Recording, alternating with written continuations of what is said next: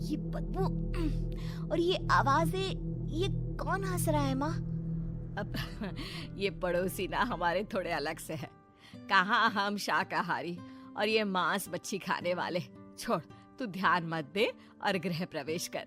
और हाँ बहू, अपनी सास की एक बात हमेशा याद रखना, इन पड़ोसियों से तो कभी बात नहीं करेगी।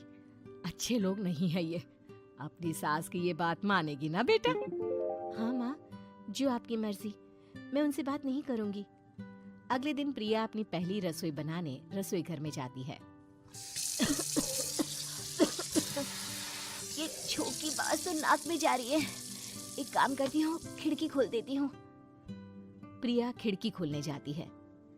इतने जाले, लगता है इस खिड़की को कभी खोला ही नहीं गया। पर ऐसा क्यों?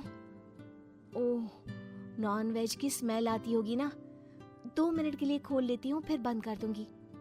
प्रिया खिड़की खोलती है। खिड़की खोलते ही उसकी नजर सामने वाले घर की खिड़की पर पड़ती है, जहाँ एक लड़की खड़ी होती है। हाथों में मेहंदी, लाल रंग की साड़ी, बिल्कुल सजी धजी, मानो प्रिया की तरह ही वो भी नई नवेली बहू हो। वो प्रिया को देखकर मुस्कुराती है। हे भगवान, माँ ने तो इनसे बात करने को मना किया था। प्रिया फौरन ही खिड़की बंद कर देती है और तवे पर चढ़े रोटी की ओर देखने लगती है, पर वहाँ रोटी न होकर मछली पड़ी होती है। ये क्या? पहली ही रसोई में इतनी बड़ी गलती। हे भगवान, अब मैं क्या करूं?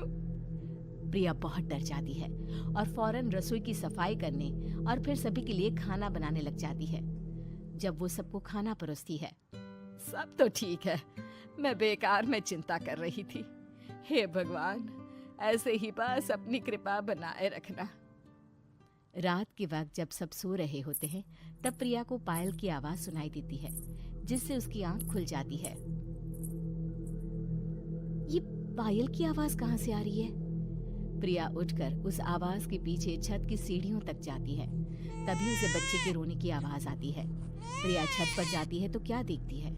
वही लाल साड़ी वाली लड़की अपनी गोद में एक नवजात बच्चे को घुमा घुमा कर सुला रही है। तभी प्रिया की नजर उसके पेट पर पड़ती है।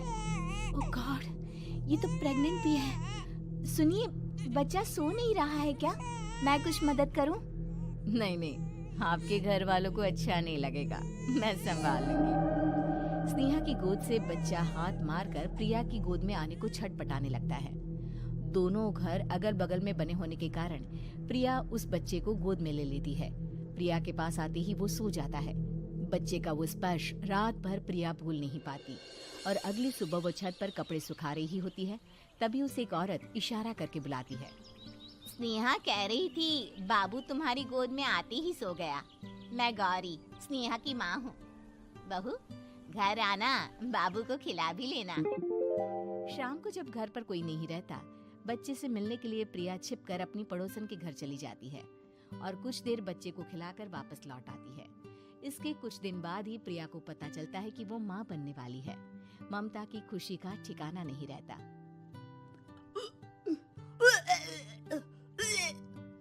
माँ जी, पता नहीं क्यों उल्टी आ रही है। प्रिया भागती हुई वॉशरूम में जाती है तो हरे और लाल रंग की उल्टी करती है। उस उल्टी में से कीड़े निकलते हैं। ये क्या? खून और ये कीड़े! माँ! माँ! प्रिया की आवाज सुनकर ममता दौड़ कर आती है, पर बेसिन में कुछ नहीं होता।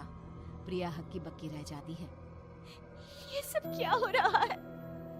प्रिया घबरा जाती है और अपने कमरे में जाकर सो जाती है। डर के कारण वो इतनी थक जाती है कि उसकी आंख लग जाती है। तब उसे ऐसा लगता है उसके पेट पर मानो कोई बैठा हुआ हो। कौन हो? प्रिया के पेट पर एक 5 महीने की बच्ची बैठी हुई थी, जो बुरी तरह जली हुई थी। माँ, तुम ही मुझे लाई ना अपने पेट में? मैं तुम्हारी माँ नहीं हूँ। कौन हो तुम? माँ, देखो मैं जल गई बुरी तरह से। 6 महीने पेट में रहने को भी मुझे नहीं मिला। सहला दो ना माँ। बचाओ! बचाओ! माँ! ममता दौड़कर कमरे में आती है। प्रिया की बातें सुनकर वो सब समझ जाती है। तू कहीं बगल वाले घर में तो नहीं जाकर आई ना बहू?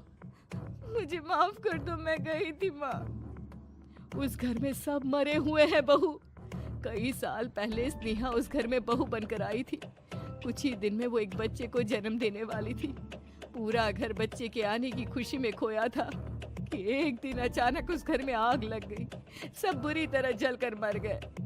गौरी आज भी दादी बनने का इंतजार कर रही है और इसीलिए स्नेहा ने अपना अजन्मा बच्चा तुम्हारी कोख में डाल दिया। ममता ये कह रही होती है कि पीछे से उसके पैरों को एक बच्चा पकड़ लेता है। दादी, दादी। माँ, स्नेहा की गोद में यही बच्चा था। ये बच्चा कौन है फिर? तेरी मौत है।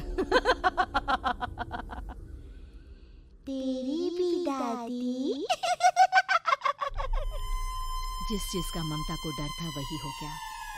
ममता निवास के ऊपर मौत ने चादर बिछा दी थी। प्रिया का पेट ऐसे बढ़ जाता है मानो 9 महीने का हो। 2 हाथ उसके पेट से बाहर निकलते हैं। बहू, संतोष को फोन कर, किसी पंडित जी को बुला बहू। प्रिया का पति भागता हुआ घर आता है। ये तो होना ही था माँ। तेरा पाप तेरे सामने आ गया तो तू सह नहीं पा रही है। स्नेहा घर में आग लगी नहीं थी, माँ ने लगाई थी, प्रॉपर्टी की लालच में। और वो बच्चा मेरी पहली पत्नी का बच्चा है, मेरा बेटा, जो कि उस आग की चपेट का शिकार हो गया था। मैंने तुमसे ये सब माँ के कहने पर छुपाया था। मुझे माफ कर दो प्रिया। तुम अगर चाहो तो यहाँ से जा सकती हो। मैं तुम्हें किसी भी बंधन में रखना नहीं चाहता। मेरी शादी हुई है आपसे, मैं आपको छोड़